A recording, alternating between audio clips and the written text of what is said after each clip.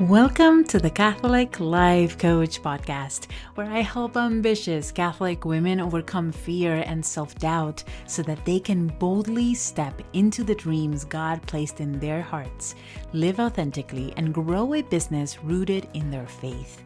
I'm your host, Carla Fitz. I am the Catholic Life Coach, mom, entrepreneur, and your companion on this journey of holy ambition. Each week, we dive deep into faith, mindset, business, and identity so that you can live aligned, lead confidently, and create the impact God designed you for without guilt or hustle. If you are ready to stop holding back and start showing up as the woman God created you to be, you are in the right place. Welcome, and let's get started. Hello, my love, and welcome to this week's episode. All right, today we are going to dive into a topic that has been in a lot of my conversations lately, and it is the topic of people pleasing. I think in business, especially when you start something new, when you are putting yourself out there, it is very natural to struggle with people pleasing. And it's not a conscious decision. It is not something that you say, oh, I just want to please people. Of course not.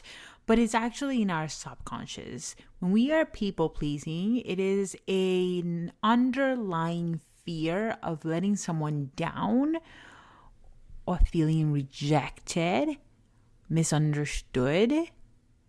And it's very normal to feel that way when we are doing something new, when we are doing something that is not common for just anyone, right?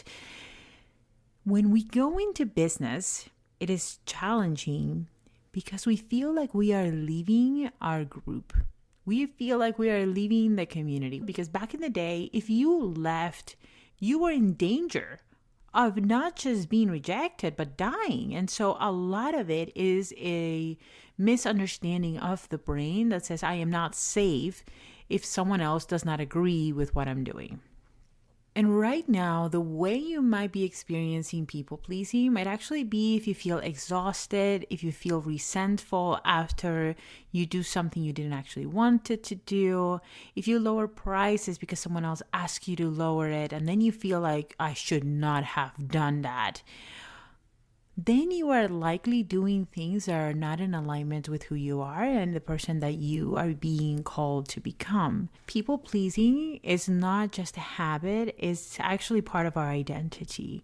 And it's something that we need to rewrite because we need to help our brain feel safe with choosing the things we feel called to, even though it might cause someone else to disagree with us. Okay? So let's just go a little bit deeper into what's in the surface level. It's not just being nice. We're not just trying to let's just be agreeable. What we're really experiencing is fear of rejection, like I mentioned, is fear of being misunderstood and fear of not being enough. And here's the key reframe. People pleasing and placing other people's opinions above God's voice. And here is a key reframe that all of us need to have in order to not fall in the trap of pleasing someone else and going against the things that God is putting in our hearts. The truth is, people pleasing is not keeping the peace. People pleasing is not creating the outcomes you want because someone else is quote unquote happy. First, you need to understand that we cannot control someone else's emotions or thoughts. And if we're trying to do that, we're having to have control over that person, and that in and of itself is not healthy. But we need to reframe what people-pleasing means. People-pleasing is placing other people's opinions above God's voice, above God's opinion of us and what we are doing. In business, financially, in life, within our family, within our marriages, sometimes God will call us to do something that someone else may not agree with. It happens quite often, actually. But let's actually talk a little bit about what happens within us when we are trying to please someone else when it comes to our income, our business, our finances. So here is the thing. You cannot receive more income, receive more opportunities, receive God's direction if you are constantly seeking approval, whether it's your parents, whether it's a friend, whether it's your in-laws, whether it's a teacher. If you are constantly seeking approval, overcommitting yourself, and saying yes when God is saying no, this is a key problem and a key thing for us to recognize. When we are overcommitting, when we are saying yes to too many things that we are not in alignment with, we are also saying no to things we are in alignment with. The misconception is saying, well, if I say no to this, then I'm going to miss out. But the reality is, if I say yes to this, I will miss out on something else that I actually want. This is the truth. You cannot co-create with God if you are being led by people. I want to share a few signs for you to recognize if this is happening to you. Okay? This might be happening to you if you say yes when you actually mean no. You keep overcommitting yourself. You keep saying, yes, I'll do that for you. And then you feel resentful that you did it, or frustrated that you missed something else because you were in this place. You feel guilty about resting. This is huge in business. We want sometimes to do so many things, and when it's time for us to rest, to reconnect, to take care of ourselves, we feel guilty about it. Chances are you are probably people-pleasing because you're worried about what someone else might think if you allow yourself to rest. If you're overgiving and then feeling resentful about it.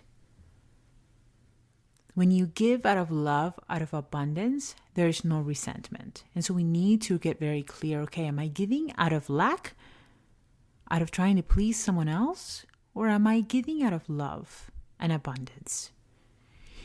If you avoid showing up fully in your business, if you're worried about what someone else may think, if you post a video, if you post a picture, if you post your opinion, you're worried that someone else is going to see it.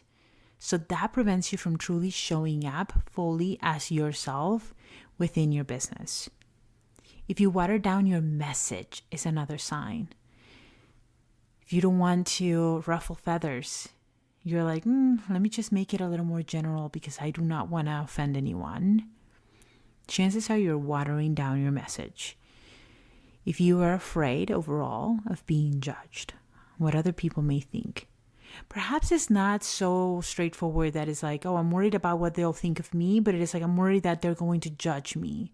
I'm worried that they're going to push me out. I'm worried that they're going to say something back or that they will be offended by it. That happens a lot, and it happened a lot for me. When I started becoming the Catholic life coach, it really was a struggle for me to put content out because I was so scared to offend someone. And the truth is, and this is something that I hope you get from my podcast too, is I am sharing my opinion. We are all allowed to have opinions. Will you agree with me? Maybe. But this is my opinion. Right? It is what I have learned. It is what has changed my life and my client's life. And therefore, I am sharing what I believe. And there will always be someone that disagrees with me. That is not something that we can avoid, my love. There will always be someone disagreeing with you. But on the other end, there is a lot more people that needed to hear what you had to say. There's a lot more people that agree with your message because they resonate with you, because they resonate with what you are sharing. And that's why we're here. That's why we show up.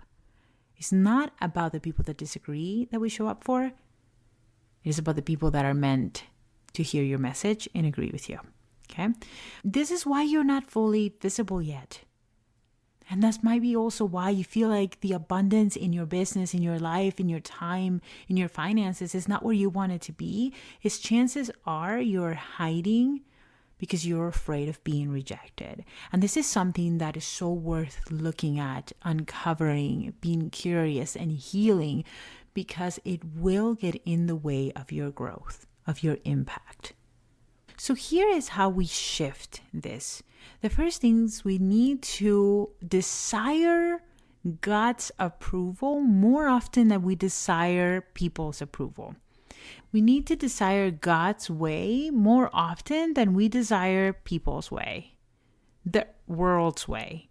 We need to be okay with breaking some rules because God is calling us higher. Okay? The way we shift this is, first, we become aware of what's happening. We recognize that.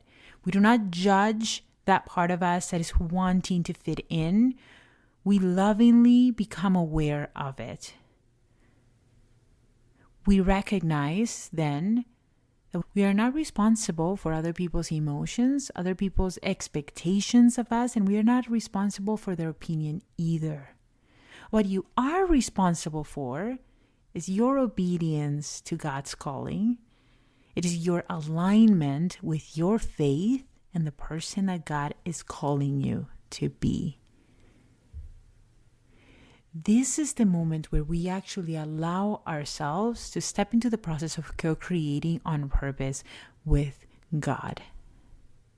The more we let go of trying to control someone else's experience of us, the more fully we can show up, the more authentic we can show up, and the more we can allow ourselves to actually meet the people that are attracted to us for who we truly are, versus being friends to the people that may not actually like the person that we are. Most of the time, those really close friends, when you change, when you start doing things you want, when you start saying no to more things that you don't feel in alignment with, will respect that decision. And the ones that do not respect that decision, that is okay. It is okay to release those friendships, to release those clients, to release anyone truly that does not respect your boundaries, that does not respect who you truly are. Imagine a life where you don't have to pretend anymore, when you can fully step into an aligned life in business and abundance that just feels like, yes, this is where God wants me. I cannot tell you how uncomfortable it was when we had to tell our families that my husband was leaving his job and we were going to start traveling. A lot of people had thoughts. Not all of them voiced it, but I'm sure a lot of people had thoughts and thought we were absolutely insane for doing it. But we decided it was more important to please God than it was to please men.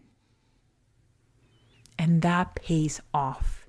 It pays off to be more focused on our eternal life than to be focused on this current one. It pays off to start co-creating an incredibly abundant and authentic life to who we truly are, when we no longer have to hide. When we have incredible friendships, incredible clients that love us for who we are and appreciate us for who we truly are, versus working so hard to fit in. This week, I want to invite you to start saying no to the things that are not in alignment to you and the person that you're becoming, and to start saying yes to those things that are. Even when it feels uncomfortable, even when someone else might not agree, be who God made you to be.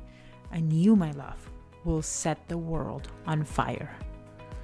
All right, until next time, I'm sending you so much love. And if you have not joined the challenge, go and join. We are going to go deeper into these topics, and I will help you shift so that you can create more abundance without apology. It is happening April 13th through the 15th this coming week. If you have not joined, join. It is completely free, and I hope to see you inside. All right, my loves, I am sending you so much love and so many blessings.